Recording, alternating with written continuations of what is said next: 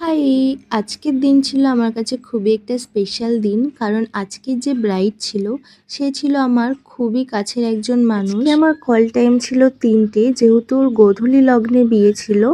আর ও না অনেকটা লেট করে ফেলেছিল। বসতে, বসতে ঠিক ৪:৩০ পৌনে ৫টা বাজিয়ে দিয়েছিল। আর তোমরা দেখতেই পেলে ১ম এ আমি একটা অন্য ঘরে ছিলাম। সেই ঘরে ওর শাড়ির ড্রাপিংটা আমি করে নিয়েছিলাম। সো সেখান থেকে আবার জিনিসপত্র গুছিয়ে ও বলল যে না, ওদের ঘরেই আমাকে যেন সাজাই। তাই আমরা আবার জিনিসপত্র নিয়ে ওদের ঘরে চলে এসেছিলাম। তারপর আবার আমরা সমস্ত কিছু গুছিয়ে নিয়ে ওকে সাজাতে বসালাম। যেহেতু টাইমটা অনেকটা শর্ট ছিল, তার মধ্যে সমস্ত কিছু কমপ্লিট করতে হবে। আর ও আমাকে প্রথমেই বলে রেখেছিল যে প্রিয়া, তেমন বেশি কিছু করতে হবে না, যেহেতু টাইমটা কম। বলেছিল যে সফট অ্যান্ড সোবারের মধ্যে যেন লুকটা হয়, খুব হিজিগিজি যেন না হয়।